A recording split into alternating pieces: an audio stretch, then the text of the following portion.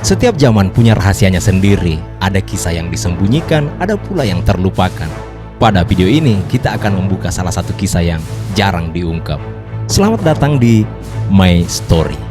Jadi, sebelum kita lanjut, pastikan kamu sudah duduk santai, siap buka pikiran dan tonton video ini sampai selesai. Karena bisa jadi video ini akan mengubah cara kamu berpikir, cara kamu memandang dunia, dan cara kamu beriman. Jadi, kali ini kita akan membahas satu kisah tentang Galileo Galilei. Nama Galileo Galilei yang sering disebut dengan nada penuh hormat dalam sejarah ilmu pengetahuan, ia adalah sosok yang membuat dunia berani menatap langit dengan cara yang baru. Ia bukan hanya sekedar ilmuwan, tapi pemberontak intelektual yang mengguncang tatanan berpikir di abad ke-17. Jadi sedikit saya ingin cerita tentang Galileo Galilei sebelum kita masuk ke pembahasannya. Galileo Galilei ini lahir di Pisa, Italia pada tanggal 15 Februari tahun 1564. Galileo awalnya didorong oleh ayahnya untuk belajar kedokteran, namun nasib dan rasa ingin tahunya membelokkan jalur itu ke dunia matematika dan fisika. Beberapa penemuannya yang kita kenal saat ini adalah teleskop astronomi, termometer, mikroskop, dan banyak lagi yang lain. Namun pada video ini kita tidak akan membahas tentang itu, tapi kita akan membahas satu kisah tentang Galileo yang mengguncang iman.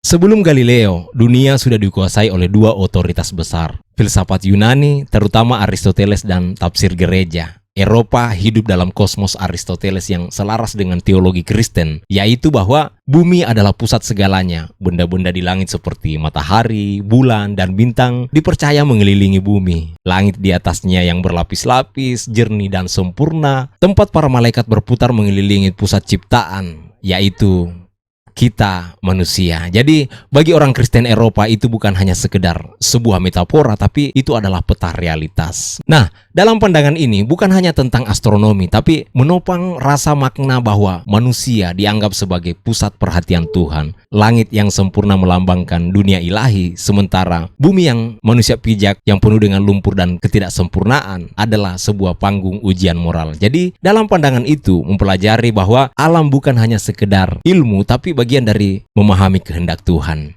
Lalu kemudian datanglah Galileo dengan teleskopnya membawa teori heliosentris bahwa sebenarnya bumi bukanlah pusat dari segalanya, bukanlah pusat alam semesta, tapi sebenarnya matahari lah yang menjadi pusat alam semesta, matahari yang menjadi pusat tata surya. Kemudian tidak cukup sampai di situ, Galileo juga membongkar simbol-simbol iman yang tidak pernah tersentuh. Jadi dengan teleskop itu ia melihat bahwa ada permukaan bulan yang kasar dan berlubang, bukan seperti bola sempurna seperti yang diajarkan oleh Aristoteles. Ada bintik hitam di matahari, tanda bahwa cahaya surgawi yang dianggap sempurna pun ternoda ketidaksempurnaan. Satelit-satelit Jupiter, bukti bahwa memang ada benda-benda langit yang tidak mengelilingi bumi sama sekali. Jadi berdasarkan temuan-temuan ini, mengguncang simbol struktur iman pada zaman itu. Lalu muncullah pertanyaan, kalau memang langit ternyata tidak sempurna, maka bagaimana dengan teologi yang mendasarkannya? Kalau bumi bukan pusat alam semesta, maka bagaimana dengan posisi istimewa manusia di mata Tuhan?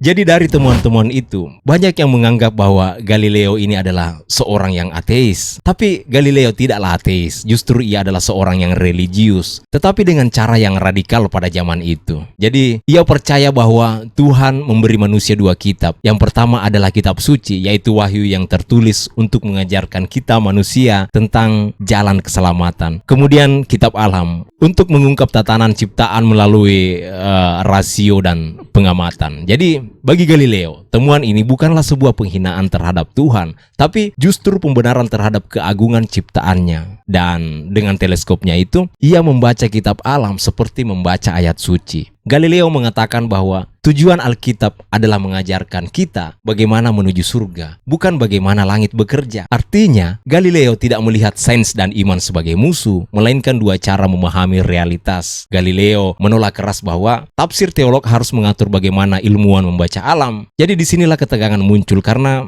Galileo menganggap bahwa wahyu dari Tuhan bukanlah satu-satunya jalan dalam memahami kebenaran, tapi menjadi salah satu cara untuk mencari kebenaran dan memahami Tuhan.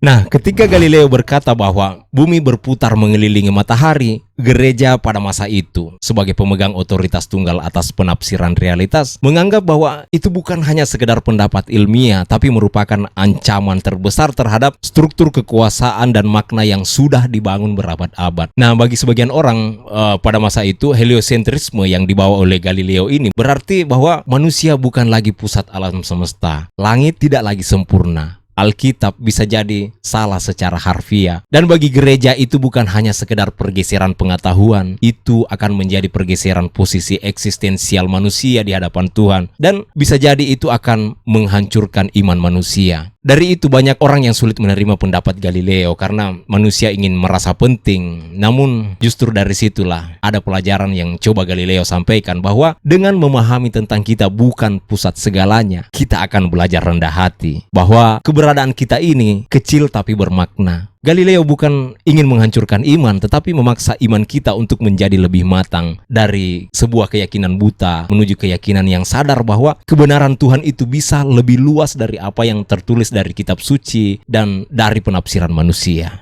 Bagi Galileo, dunia ini bukan sebuah panggung simbolik di mana segala sesuatu harus punya makna spiritual tersembunyi, tapi dunia adalah sistem yang tunduk pada hukum yang bisa diukur dan juga bisa dipahami. Jadi Galileo pernah berkata bahwa alam semesta itu ditulis dalam bahasa matematika. Dengan kata lain, bagi Galileo memahami hukum gerak benda sama sakralnya dengan membaca ayat suci. Karena dalam keteraturan matematika itu, ia melihat refleksi dari kecerdasan ilahi. Jadi Galileo tidak sekedar hanya ingin tahu, tapi ia juga berani tahu. Ia berani mempertaruhkan nama, kebebasan, bahkan keselamatan jiwanya demi rasa ingin tahu itu. Ia berani mempertahankan kebenaran yang betul-betul ia yakini sebuah kebenaran. Dan itu akan menunjukkan bahwa berpikir bukanlah sebuah dosa, tapi merupakan sebuah tanggung jawab. Ia mengingatkan kita bahwa Tuhan memberikan kita akal bukan untuk diam, tapi untuk digunakan, meskipun ya konsekuensinya akan tidak nyaman.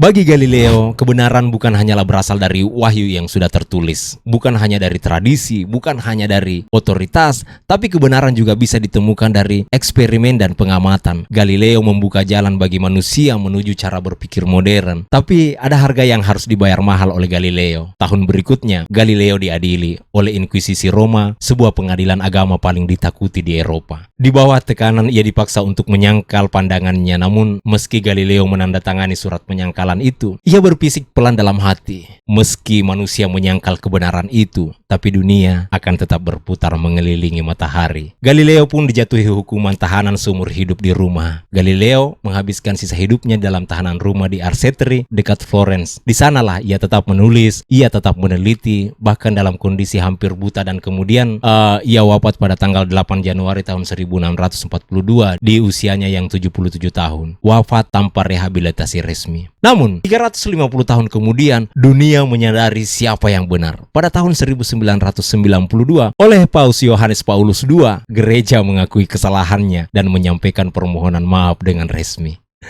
Pada akhirnya, gagasan Galileo menang. Meskipun ia tak bisa merayakan kemenangan itu, tapi kebenaran yang ia bawa akan merayakan kemenangan itu sendiri. Sekarang terakhir sebagai hikmah dari kisah Galileo. Jadi kisah Galileo mengajarkan kita bahwa kebenaran tidak tunduk pada kekuasaan, dan keberanian berpikir adalah bentuk tertinggi dari ibadah. Ia menunjukkan bahwa iman sejati tidak takut pada pertanyaan, karena Tuhan menciptakan alam semesta pasti tidak takut untuk dipahami. Ketika Galileo memindahkan bumi dari pusat semesta, ia sebenarnya memindahkan ego kita sebagai manusia dari pusat ciptaan, mengajarkan kerendahan hati di hadapan kebesaran Tuhan. Ia juga membuktikan bahwa kebenaran mungkin bisa ditunda, tapi tidak bisa dibungkam. Ia mengguncang iman bukan untuk meruntuhkannya, melainkan untuk menegakkan dasar baru, iman yang berani berdialog dengan kebenaran, bukan menolaknya. Dan pada akhirnya, Galileo mengingatkan kita bahwa manusia tidak harus memilih antara iman dan ilmu, karena keduanya sama-sama jalan menuju Tuhan. Satu lewat hati, satu lewat akal. Terima kasih sudah menonton. Jangan lupa like, jangan lupa subscribe. Kalau bisa bantu share biar kita semua menemukan kebenaran dalam diri kita sendiri. Tunggu video kami selanjutnya.